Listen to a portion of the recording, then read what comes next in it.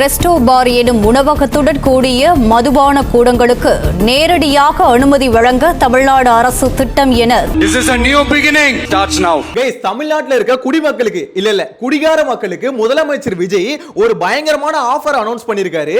அதாவது தமிழ்நாடு ஃபுல்லா ரெஸ்டோ பாருக்கு அனுமதி கொடுக்க போறாரு. சோ குடிகார மக்கள் எல்லாம் கொண்டாட்டத்துல இருக்காங்க. என்ன மனுஷன் குடிமக்கள் எல்லாம் பாத்தீங்கன்னா திண்டாட்டத்துல இருக்காங்க. அது என்ன மேட்டர் அப்படின்றத பார்க்க போறோம். இதுக்கப்புறம் இன்னும் பயங்கரமா இருக்கும். சோ இதுக்கு அடுத்து ரொம்ப முக்கியமான விஷயம், ஆட்சிக்கு வர்றதுக்கு முன்னாடி பட்டா இல்லாதவங்களுக்கு பட்டா கொடுப்பேன்னு சொல்லிட்டு ஆட்சிக்கு வந்ததுக்கு அப்புறம் பட்டா இல்லாத வீடு எல்லாம் பாத்தீங்கன்னா இடிச்சு தள்ளிக்கிட்டு இருக்காரு. அரசு நிலத்தில் வீடு கட்டி வருட கணக்கில் சட்டப்பூர்வமான மின் இணைப்பு வீட்டு வரி போன்ற ஆவணங்களுடன் ஆக்கிரமித்துள்ள அனைவருக்கும் பட்டா முறைப்படுத்துதல். 45 வருஷமா நாங்க குடியிருக்கிறோம். இப்போ திடீர்னு இருக்குன்னு சொன்னா நாங்க எங்க போவோம், நாங்க என்ன பண்ணுவோம்? நாங்க இதெல்லாம் நம்ப வச்சு ஏமாத்துறதுக்கு சமம் அப்படின்ற மாதிரி இந்த மக்கள் வந்து கதறிக்கிட்டு இருக்காங்க. அட வெக்கம் கட்டுவீங்களா? இதுக்கு எதுக்குடா வெள்ளையங்கிலி மாலைன்னு? இதுக்கு அடுத்து தமிழ்நாட்டுல கரண்ட் பில்ல கண்ணாபின்னான்னு ஏத்திருக்காங்க. 200 யூனிட் ஃப்ரீன்னு சொல்லிட்டு மக்களுக்கு எக்ஸ்ட்ரா சார்ஜஸ் போட்டிருக்காங்க. இது வரைக்கும் எங்களுக்கு இந்த மாதிரி 5800 ரூபாய் வந்ததே கிடையாது. 1200 ரூபாய் 1300 ரூபாய் அந்த அளவுக்கு அந்த ரேஞ்சில தான் போகும். சோ நம்ப வச்சு முதலமைச்சர் விஜய் இதுலயும் ஏமாத்திருக்காரு. அது என்ன மேட்டர் அப்படின்றதையும் பார்க்க போறோம். எல்லாரும் என்ன ஏமாத்துறாங்க. நெக்ஸ்ட் இடைத்தேர்தல்ல சீமான் நிக்க போறது கன்ஃபார்ம் அப்படின்ற மாதிரி அவர் வாயில அவரே கன்ஃபார்ம் பண்ணிருக்காரு. இந்த இடைத்தேர்தல நின்னாவது உள்ள போயிரு, நீ போயிரு எப்படியாவது அப்படின்றாப்ல. நான் உறுதியா போயிடுறேன்ப்பான்னு சிரிக்கும் போது இது எல்லாத்தையும் டீடைலா பார்க்கலாம். சேனலை ஃபர்ஸ்ட் டைம் பாத்தீங்கன்னா சப்ஸ்கிரைப் பண்ணிட்டு வீடியோ லைக் பண்ணி வச்சுக்கோங்க. ஒன் பை ஒன்னா பார்த்தலாமா? ஃபர்ஸ்ட் ஆஃப் ஆல் தமிழ்நாடு ஃபுல்லா டாஸ்மாக முதலமைச்சர் விஜய் வந்தா மூடுவாரு அப்படின்ற மாதிரி எலெக்ஷனுக்கு முன்னாடி உருட்டிட்டு இருந்தாங்க. எலெக்ஷனுக்கு அப்புறம் 717 டாஸ்மாக மூடினதை முதலமைச்சர் விஜய் ரொம்ப பெருமையாவும் பேசிட்டு இருந்தாரு. பாத்தீங்களா, வந்த உடனே 717 டாஸ்மாக மூடிட்டேன் அப்படின்ற மாதிரி. ஆக்சுவலா அவரோட பிளானே என்னன்னா, கவர்மெண்ட் டாஸ்மாக எல்லாம் மூடிட்டு பிரைவேட் கொடுக்கறதா பிளான். அந்த பிளானை பக்காவா எக்ஸிக்யூட் பண்ணிட்டு இருக்காங்க. ஐயோ, தமிழ்நாட்டுல ரெஸ்டோ பாருக்கு வந்து பாத்தீங்கன்னா அனுமதி கொடுத்திருக்காங்க. அனுமதி வழங்க டாஸ்மாக் நிர்வாகம் திட்டமிட்டு இருக்கிறதாக தகவல் வெளியாகி இருக்கிறது. அதாவது உணவகத்துடன் கூடிய பார் வசதி, புரியுதுங்களா? சாப்பிட்டுக்கிட்டே குடிக்கலாம், சும்மா சந்தோஷமா என்ஜாய் பண்ணலாம் அப்படின்ற மாதிரி ரெஸ்டோ பாருக்கு எல்லாம் அனுமதி கொடுத்திருக்காங்க. என்ன இலவிடாது, இது நல்ல விஷயமா அப்படின்ற மாதிரி கேட்டீங்கன்னா, தமிழ்நாட்டுல எதுக்காக டாஸ்மாக மூடணும்னு சொல்றாங்க? எல்லாம் குடிச்சு நாசமா போறாங்க, தயவு செஞ்சு மூடுங்க, குடிகாரங்க ரொம்ப அதிகமா வராங்க அப்படின்ற மக்கள் கோரிக்கைக்காக தானே இவர் வந்து டாஸ்மாக ஒரு சைடுல கொஞ்சம் கம்மி பண்ணிட்டு ஒரு பக்கம் 11 to 11 பாருக்கு எல்லாம் பாத்தீங்கன்னா அனுமதி கொடுத்துட்டு இருக்காரு. இன்னொரு சைடுல ரெஸ்டோ பாருக்கு இப்ப அனுமதி கொடுக்க போறாரு. இதோட விளைவு என்ன தெரியுமா? பெங்களூருக்கு போனவங்களுக்கு தெரியும், பெங்களூர்ல தெருவுக்கு ஒரு 2 ரெஸ்டோ பார் இருக்கும், ஒரு டாஸ்மாக இருக்கும், 11 to 11 பார் இருக்கும். சோ எந்த பக்கம் திரும்பினாலும் பாரு சரக்கு இல்லாத தெருவே இருக்காது. அந்த மாதிரி வந்து பெங்களூர் மாறி இருக்கு. அந்த வகையில சென்னையும் தமிழ்நாட்டையும் பாத்தீங்கன்னா முதலமைச்சர் விஜய் சூப்பரா மாத்த போறாரு, பயங்கரமா முன்னேற்ற போறாரு அப்படின்ற மாதிரி தான் சொல்லணும். என்னங்க எனக்கு ஒண்ணுமே புரியல. அதுதானப்பா எனக்கும் புரியல. எனக்கு புரியல. 717 டாஸ்மாக மூடனவனே மக்கள் மேல அக்கறை வச்சிருக்கவன் இந்த விஜய் அப்படின்ற மாதிரி வந்து உருட்டினாரு. சோ இதுதான் நீங்க வச்சிருக்க அக்கறையா? ஆக்சுவலா நீங்க மக்கள் மேல அக்கறை வச்சு இல்ல முதலமைச்சர் விஜய் அவர்களே, நீங்க வச்சிருக்க அக்கறை யார் மேலனா கார்ப்பரேட் மேல. ஆக்சுவலா இந்த பிரைவேட்டுக்கு எதுக்கு கொடுக்கிறதுனா, பிரைவேட் முதலாளிகள் வந்து சந்தோஷப்படுவாங்க. இல்ல உண்மையிலேயே நீங்க மக்கள் மேல அக்கறை வச்சிருக்கீங்கன்னா, விவசாயிங்க மேல அக்கறை வச்சிருக்கீங்கன்னா கல்லுக்கு வந்து அனுமதி கொடுத்திருப்பீங்க. யோசிச்சு பாருங்களேன், ஆந்திரால கல்லு இருக்கு, கர்நாடகால கல்லு இருக்கு, கேரளால கல்லு இருக்கு. சோ இந்த மாதிரி கல்லு பக்கத்து ஸ்டேட் எல்லாத்துலயுமே இருக்கு. அவங்களால அது ஒரு நெறிமுறைக்குள்ள கொண்டு வர முடியுது. தமிழ்நாடுல மட்டும் ஏன் கொண்டு வர முடியல? அங்க இருக்க விவசாயிகள் பெனிஃபிட் ஆவறாங்கல கல்லு அனுமதி கொடுத்ததால. ஏன் தமிழ்நாடு அரசு அதை பேன் பண்ணி வச்சிருக்கு? இதுக்கு முன்னாடி அதிமுக திமுக வந்து அது அலோடு கொடுக்கல. ஏன்னா பல ஃபேக்டரிஸ் வந்து சரக்கு தயாரிக்கிற ஃபேக்டரிஸ் அவங்க தான் வச்சிருந்தாங்க, அதனால அனுமதி கொடுக்கல. அப்படி அனுமதி கொடுத்தா அவங்களுக்கு வந்து நஷ்டம் வரும் அப்படின்றதுனால நீங்க அனுமதி கொடுக்கலாமே. நீங்க அப்படி அனுமதி கொடுத்தீங்கன்னா தமிழ்நாட்டில் இருக்க விவசாயிகள் அது மூலமா பெனிஃபிட் ஆவாங்கல, கல்லு கடைக்கு அனுமதி கொடுத்தா. அதையா நீங்க பண்ண மாட்டீங்க? சோ உங்களுக்கு விவசாயிகள் மேல அக்கறை இல்ல, உங்களுக்கு ஒரே ஒரு அக்கறை பிரைவேட் முதலாளிகள் மேல மட்டும் தான் அக்கறை. சோ அவங்களுக்கு நீங்க வந்து எந்த வகையெல்லாம் சூப்பரா பெனிஃபிட்டா பண்ண முடியுமோ அதெல்லாம் சூப்பரா பண்ணிக்கிட்டு இருக்கீங்க. இதுல வந்து மதுவை ஒழிக்க வந்த மகராசா இவர்தாங்க, போதையை ஒழிக்க வந்தவர் இவர்தான் அப்படின்ற மாதிரி தான் சொல்ல தோணுது. அதாவது தெருவுக்கு தெரு வந்து சரக்கு ஓபன் பண்றதுக்கு விற்கிறதுக்கு வந்து அனுமதி கொடுத்துட்டு இவர் வந்து போதையில்லா தமிழ்நாடு வந்து உருவாக்க போறாராம். எனக்கு புரியலையே. ஸ்போர்ட்ஸ் எடு, ட்ரக்ஸை விடு அப்படின்ற மாதிரிலாம் போடுறாப்ல. எனக்கு என்னன்னா, அப்ப மது இந்த சரக்கு வைக்கிறாங்கல்ல பாட்டில்ல, சோ இதெல்லாம் வந்து போதை பொருள் இல்லையா? இதெல்லாம் தீர்த்தமா அப்படின்ற ஒரு கேள்வி தான் வருது. சத்தியமா சொல்றேன், முதலமைச்சர் விஜய் ஸ்பீச் ஒன்னு கொடுக்குறாருல, அதுல வந்து ஒரு பிம்பத்தை வந்து கட்டமைக்கிறாரு. நான் நல்லவன், மக்களுக்காக அரசியல் பண்றவன் அப்படின்ற மாதிரி ஒரு பிம்பத்தை கட்டமைச்சிட்டு அவர் பண்றது எல்லாம் பாத்தீங்கன்னா மக்களுக்கு எதிரான செயலா செஞ்சுக்கிட்டு இருக்காரு. ரெஸ்டோ பாருக்கு எதுக்குங்க தமிழ்நாடு அலோடு கொடுக்கணும்? தமிழ்நாட்டுல தெருவுக்கு ஆல்ரெடி ஒரு டாஸ்மாக் இருக்கு. இது இல்லாம இந்த மாதிரி பாருங்களை வந்து எக்கச்சக்கமா ஓபன் ஓபன் பண்ணி விட்டு தமிழ்நாட்டுல இருக்க ஒட்டுமொத்த பேரையும் குடிகாரங்களா மாத்தணும், அதுதான் உங்க எண்ணம். அதுதானே அதுக்கு தானே வழிவகை பண்றீங்க. இப்ப பாமக வந்து இது கண்டனம் தெரிவிச்சிருக்காரு அன்புமணி ராமதாஸ். உணவகத்துடன் குடிப்பகம் இணைந்த ரெஸ்டோபார் திட்டம் தேவையில்லை என கூறியுள்ள பாமக தலைவர் அன்புமணி ராமதாஸ் இந்த திட்டத்தை கைவிடாவிட்டால் பாமக போராட்டம் நடத்தும் என எச்சரிக்கை விடுத்துள்ளார். ஓ அப்படியா விஷயம். அவரு வந்து பாத்தீங்கன்னா இந்த பக்கம் ஒரு கால அந்த பக்கம் ஒரு கால அப்படின்ற மாதிரி வச்சுக்கிட்டு இருக்காரு அரசியல். அது ஒரு பக்கம் இருக்கட்டும். பட் எது எப்படி இருந்தாலும் இது வந்து எல்லா கட்சிகளும் ஒன்னு சேர்ந்து எதுக்க வேண்டிய ஒரு முக்கியமான விஷயம். ரெஸ்டோ பாருக்கு அனுமதி கொடுக்க கூடாது. இது வந்து பாத்தீங்கன்னா குடிக்கிறவங்களுக்கு பயங்கர சந்தோஷமான ஒரு விஷயமா இருக்கலாம். ஆனா குடிக்காதவங்களும் இதுக்கப்புறம் இது மூலமா குடிக்க ஆரம்பிப்பாங்க. ஏன்னா நார்மலா ஒரு ரெஸ்டாரண்ட் போறவங்க இதுக்கப்புறம் ரெஸ்டோ பாருக்கு போலாமே, அப்படியே சாப்பிடலாம், சில பேர் குடிக்கலாம், அப்படியே கொஞ்சம் கொஞ்சமா குடிகாரர்கள் எண்ணிக்கை அதிகமாகும். தமிழ்நாட்டில் வந்து பாத்தீங்கன்னா எல்லாம் போதையிலேயே உலாத்துவாங்க. சட்டம் ஒழுங்கு சூப்பரா இருக்கும். மனசுல அதான் நேசம். உண்மையிலே ஒரு நாட்டுல சட்ட ஒழுங்கு நல்லா இருக்கணும்னா முதல்ல போதையை கண்ட்ரோல் பண்ணணும். அப்படி போதையை கண்ட்ரோல் பண்ணுவேன் அப்படின்னு வந்தவர் தான் நம்ம முதலமைச்சர் விஜய். சூப்பரா கண்ட்ரோல் பண்றாரா, செம்மையா கொண்டு வராரா சரக்க. அது மட்டும் இல்லாம 54 புது பிராண்டுக்கு தமிழ்நாட்டுல அலோடு கொடுக்குறாங்க. சோ என்னன்னா விதவிதமா சரக்கையா இருக்கிறோம், விதவிதமா கடையை ஓபன் பண்றோம், எல்லாம் குடிச்சு என்ஜாய் பண்ணுங்கடா போங்கடா அப்படின்ற மாதிரி முதலமைச்சர் விஜய் வந்து உங்களுக்கு வந்து செம்ம சூப்பரான ஒரு விஷயத்தை வந்து கொண்டு வந்திருக்காரு. சோ எல்லாம் பயங்கரமா விசில் அடிங்க, சூப்பரா கொண்டாடுங்க அப்படின்ற மாதிரி தான் சொல்ல தோணுது. இதுக்கு அடுத்து ரொம்ப முக்கியமான விஷயம், முதலமைச்சர் விஜய் எலெக்ஷனுக்கு முன்னாடி என்ன சொல்லியிருந்தாருன்னா, பட்டா இல்லாதவங்களுக்கு, அதாவது 30-40 வருஷமா ஒரு இடத்துல வாழ்றாங்கன்னா அவங்களுக்கு பட்டா இல்ல, பட் உங்களுக்கு வந்து பாத்தீங்கன்னா கரண்ட் பில் இருக்கும், நீங்க வந்து வரி கட்டியிருப்பீங்க, எல்லாமே ப்ராப்பரா பண்ணிருப்பீங்க, உங்களுக்கு பட்டா இருக்காது. சோ உங்களுக்கு நான் ஆட்சிக்கு வந்தா பட்டா கொடுக்கிறதுக்கு வழிவகை செய்வேன் அப்படின்ற மாதிரி சொல்லியிருந்தாரு. இதெல்லாம் சொல்லி தானே ஓட்டு வாங்கினாரு. அரசு நிலத்தில் வீடு கட்டி வருட கணக்கில் சட்டப்பூர்வமான மின் இணைப்பு, வீட்டு வரி போன்ற ஆவணங்களுடன் ஆக்கிரமித்துள்ள அனைவருக்கும் பட்டா முறைப்படுத்துதல். அப்படி ஓட்டு போட்ட மக்களை நெஞ்சிலேயே அடிச்சுக்கிட்டு கதற வச்சிருக்காரு, அவங்க வயித்துல அடிச்சிருக்காரு. அவங்க அலறதெல்லாம் பார்க்கும்போது ஐயா இந்த பாவலை உங்களை சும்மா விடுமா?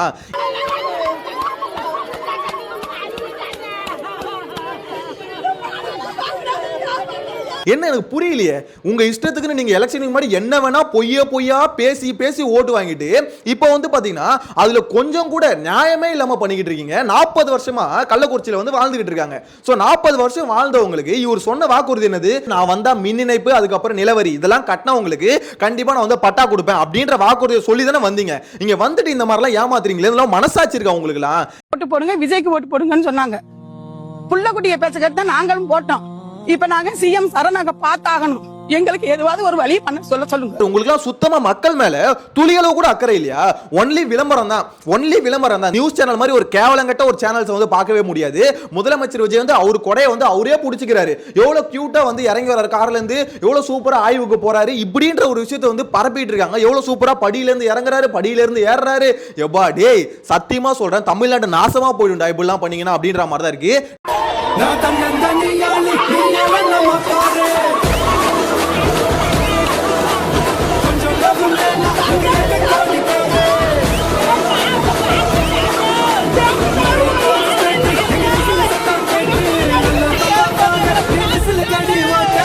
நேஷனல் மீடியா வச்சு கிழிச்சிட்டு இருக்கு. ஏன்னா டிவிக்கு நார்த்ல வந்து பாத்தீங்கன்னா பொய்யா பேசுறத வந்து கண்டுபிடிச்சிட்டாங்க. அதாவது நார்த்ல இருக்க இன்ஃப்ளூயன்சர்ஸ் எல்லாம் வச்சு ஒரு ஃபேக்கான ஒரு நரேட்டிவ் வந்து முதலமைச்சர் விஜயோட டிவிகே கட்சி வந்து பண்ணிக்கிட்டு இருக்கு. என்னன்னு தெரியுமா பொய்யா பரப்பிக்கிட்டு இருக்காங்க? தமிழ்நாட்டில் இருக்க பிரைவேட் ஹாஸ்பிட்டலா இருக்குல்ல, அதுல எல்லாம் இலவச மருத்துவம் கொடுக்கணும் அப்படின்ற மாதிரி உத்தரவு போட்டாராம். பா எப்பேற்பட்ட பொய்யில. Vijay has made treatment in private hospitals free if the patient dies. Vijay has said all rape accused will be hanged.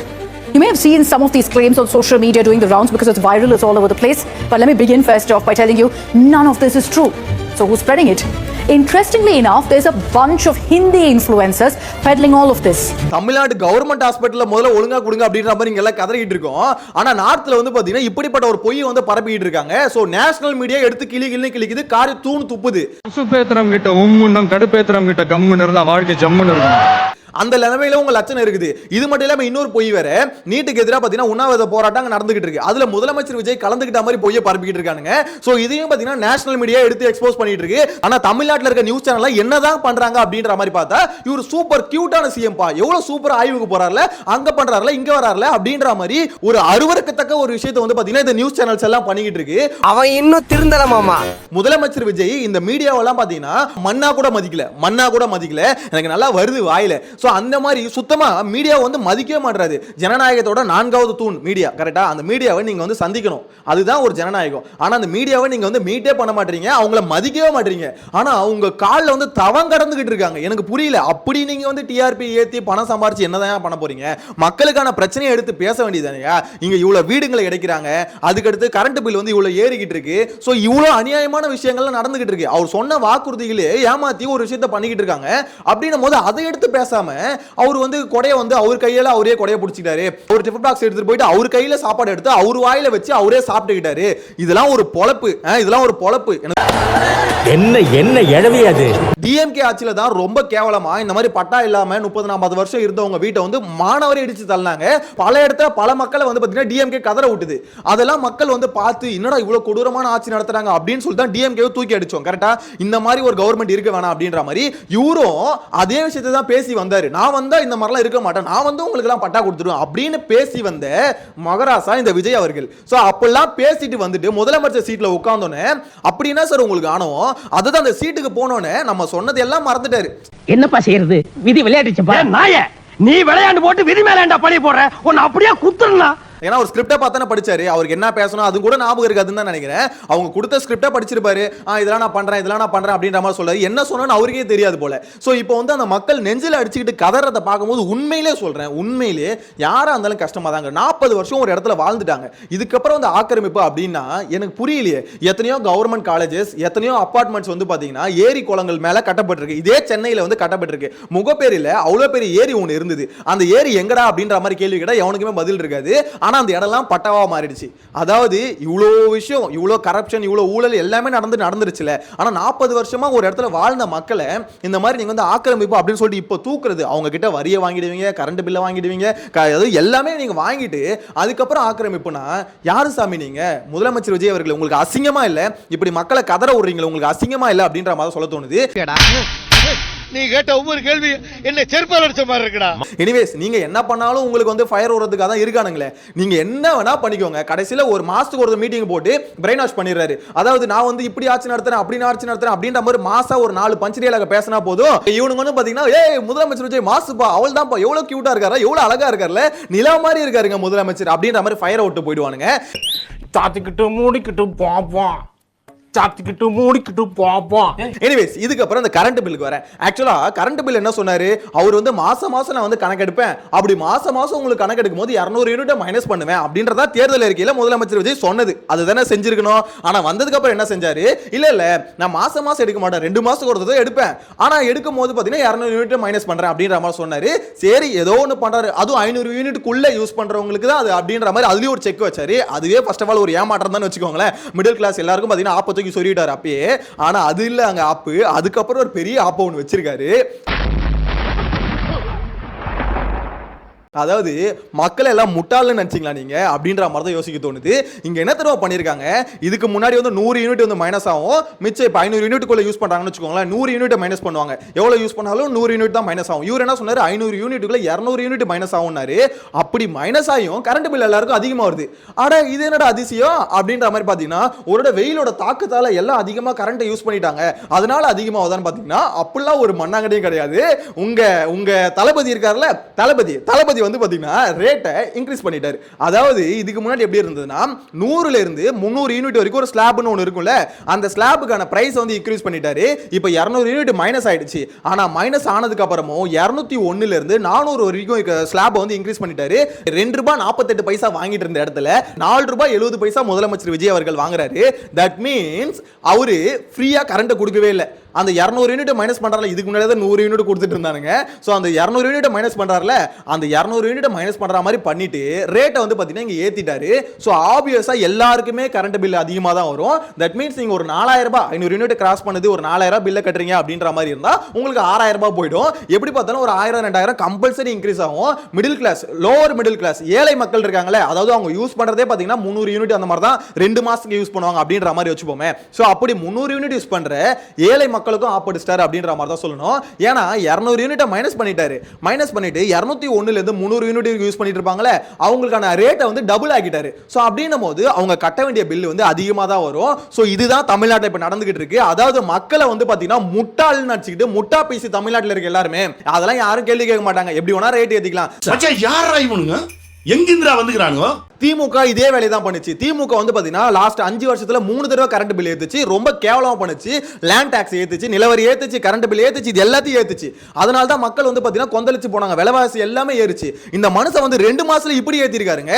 நீங்க என்ன நினைக்கிறீங்க? கரண்ட் பில்னா வெறும் கரண்ட் பில்லோட முடிஞ்சிடும் நினைக்கிறீங்களா? இருக்கிற கடைங்க எல்லாத்தோட கரண்ட் பில்லும் ஏறும். சோ அவங்க என்ன பண்ணுவாங்க? அந்த கரண்ட் பில்லை வந்து எடுக்கிறதுக்கு பொருள் ஏத்துவாங்க, பொருளோட ரேட் ஏத்துவாங்க. மேனுஃபேக்சரிங் யூனிட் வச்சிருக்கவங்களா அவங்களுக்கு கரண்ட் பில் ஏறும். சோ அப்ப ஏறும்போது என்ன பண்ணுவாங்க? அந்த ப்ராடக்ட்டோட ரேட் ஏத்துவாங்க. சோ ஓவராலா எல்லா விலைவாசியுமே ஏறும். ஏன்னா இது அத்தியாவசியமான ஒரு விஷயம்.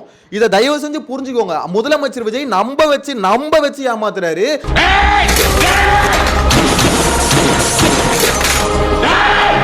அப்படியே பாத்தீங்கன்னா அந்த சிடிஆர் நிர்மல் குமார் இருக்காருல்ல, அவர் இந்த மீடியா முன்னாடி வந்து பேசும்போது ரொம்ப பொலைட்டா பேசிடுவாரு, நல்ல ஒரு மாதிரியே பேசிட்டு போவாரு. ஐயா உத்தமரே இப்படி மக்கள் வயித்துல அடிக்கிறீங்களே, ஏழை மக்கள் வயித்துல அடிக்கிறீங்களே, எல்லாம் நல்லா இருக்கா உங்களுக்கு? கரண்ட் பில் இப்படி ஏத்தி வைக்கிறீங்களே, என்னையா இதெல்லாம்? என்னையா இப்படி பண்றீங்க? உங்ககிட்ட இலவசம் யாராவது கேட்டாங்களா? வந்து இலவசம் கொடுக்குறேன்னு சொல்லிட்டு வந்து இந்த மாதிரி கேவலமான ஒரு வேலையை பார்த்துக்கிட்டு இருக்கீங்க. உங்ககிட்ட இலவசம் கேட்கல, முதல்ல கரண்ட்டை ஒழுங்கா கொடுங்க அப்படின்ற மாதிரி தான் கேட்டது. யோசிச்சு பாருங்களேன், கரண்ட் ஒழுங்கா வராதப்பயே அப்பப்ப பவர் கட் வரப்பயே இப்படி கரண்ட் பில் வருது. கரண்ட் ஒழுங்கா கொடுத்துட்டானுங்க, ஐயோ கரண்ட் பில் எங்கேயோ பிச்சுட்டு போவோம் அப்படின்ற மாதிரி தான் சொல்ல தோணுது. எல்லாருமே இந்த இபி பிரைஸ் ஹைக் மூலமா அஃபெக்ட் ஆக போறாங்க. சோ இதுல உங்களுக்கு ஓட்டு போட்டவங்க, ஓட்டு போடாதவங்க, விசில் அடிச்சவங்க, விசில் அடிக்காதவங்க எல்லாருக்குமே ஆப்ப தூக்கி சொருவிட்டீங்க அப்படின்றது கிளியரா புரியுது. 100% ப்ரொஃபஷனல். ஆனா சத்தியமா சொல்றேன், இப்படி ஒவ்வொரு விஷயத்தையும் நம்ப வச்சு ஏமாத்துறீங்களே, இது ரொம்ப ரொம்ப தப்பு சார். இதே மாதிரி உங்க போக்கு போயிட்டு இருந்ததுன்னா இடைத்தேர்தல்ல மக்கள் நீங்க ஆப் அடிக்கிறீங்களா, உங்களுக்கு நல்ல ஒரு பெரிய ஆப் எடுத்து அடிப்பாங்க அப்படின்ற மாதிரி தான் சொல்ல தோணுது. இந்த இடத்துல ஒன்லி மீடியாவை மட்டும் வச்சு முதலமைச்சர் விஜய் ஒரு நரேட்டிவ் செட் பண்ணி ஏமாத்திடலாம் அப்படின்ற மாதிரி நினைக்கிறாருங்க. அது இதுக்கு முன்னாடி எலெக்ஷனுக்கு முன்னாடி அது ஒர்க் அவுட் ஆயிருக்கலாம். ஏன்னா அப்ப உங்ககிட்ட ஆட்சி அதிகாரம் எதுவுமே இல்லை. பட் இப்போ நீங்க பண்ற ஒவ்வொரு விஷயத்திலும் மக்கள் அஃபெக்ட் ஆகுறாங்க. நீங்க இடிக்கிற வீடு மூலமா மக்கள் அங்க கதறிக்கிட்டு இருக்காங்க. நீங்க ஏத்துற கரண்ட் பில் மூலமா மக்கள் அங்க கதறிக்கிட்டு இருக்காங்க. சோ ஒவ்வொரு விஷயமும் நீங்க பண்றது மக்கள் அங்க வந்து அடி வாங்கிட்டு இருக்காங்க.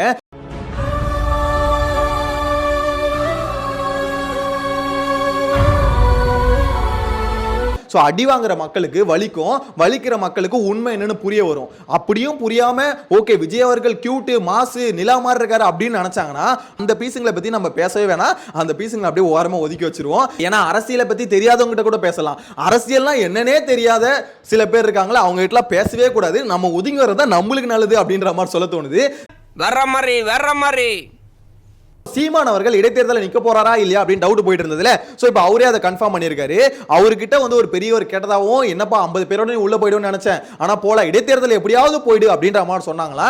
அதுக்கு வந்து சீமான் அவர்கள் சொல்லியிருக்காரு, இல்ல கண்டிப்பா நான் போவேன் அப்படின்ற மாதிரி பாத்தீங்கன்னா அவரும் சொல்லியிருக்காரு. சிரிச்ச மாதிரியே நீ போகணும் அப்படின்ற மாதிரிலாம் சொல்லியிருக்காங்களா. எனக்கு தெரிஞ்சு சீமான் அவர்கள் சட்டசபைக்குள்ள போகணுமா அப்படின்ற மாதிரி கேட்டீங்கன்னா இந்த கட்சி டிஃபரன்ஸ்லாம் பார்க்காம இந்த மனுஷன் உள்ள போனாதான் கரெக்டா இருக்கும் அப்படின்ற மாதிரி சொல்ல தோணுது. இந்த இடைத்தேர்தல நின்னாவது உள்ள போயிரு, நீ போயிரு எப்படியாவது அப்படின்றாப்ல. நான் உறுதியா போயிடுறேன்ப்பான்னு சிரிக்கும் போது பின்னாடி இந்த சிரிப்போட போகணும், இந்த சிரிப்போட போகணும்டா நீ போயிடுறா. அதனால ஏன்னா திமுக ஏதாவது ஒரு கேள்வி கேட்டதுன்னு வச்சுக்கோங்களேன், டிவிகேவை பார்த்து நீ யோக்கியமா அப்படின்ற மாதிரி டிவிக்கு திருப்பி கேள்வி கேட்டுருவாங்க. ஸோ திமுகவால பதில் சொல்ல முடியாது. ஏன்னா திமுக யோக்கியம் கிடையாதுல்ல.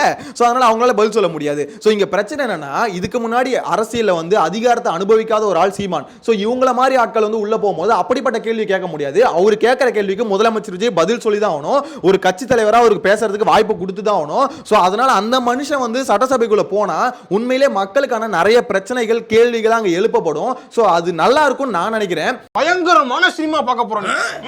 நீங்களும் அப்படி நினைச்சீங்கன்னா இடைத்தேர்தல் எப்போ வரப்போகுதுன்னு தெரியல. ஏன்னா இப்போதைக்கு தடுத்து வச்சிருக்காங்க.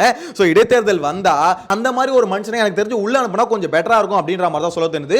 ஏன்னா பிரச்சனைகளை எடுத்து அங்க பேசணுங்க, சட்டசபையில எடுத்து பேசணும். பேசும்போது டிவிக்கு எப்படி பதில் சொல்லுது அப்படின்றத பார்க்கணும். அதை பார்க்கறதுக்கு நானும் ஆவலா காத்துக்கிட்டு இருக்கேன். ஏன்னா இப்போதைக்கு முதலமைச்சர் விஜய் என்ன பண்றாரு, எதுக்கு எடுத்தாலும் திமுக பழிய போட்டு எஸ்கேப் ஆயிட்டே இருக்காங்க. டிவிக்கு கவர்மெண்ட் இப்போ அதை தான் பண்ணிட்டு இருக்கு. லஞ்சம் வாங்குறானுங்க, லஞ்சம் வாங்கி மாட்டிக்கிட்டா அது காரணம் திமுக தான் அப்படின்னு காரணம் சொல்லிட்டு ஓடிறாங்க. என்னடா லஞ்சம் வாங்கி மாட்டினா திமுக தான் காரணம் சொல்றீங்க? உங்க தலைவர் மாதிரியே தொண்டர்கள் எல்லாருமே அப்படியே இருந்தா என்னடா நியாயம் அப்படின்ற மாதிரி தான் சொல்ல தோணுது. எனிவேஸ் ஓவராலா உங்களோட கருத்தை மறக்காம கமெண்ட்ல மென்ஷன் பண்ணுங்க. நெக்ஸ்ட் வீடியோல மீட் பண்ணலாம். Tata bye by.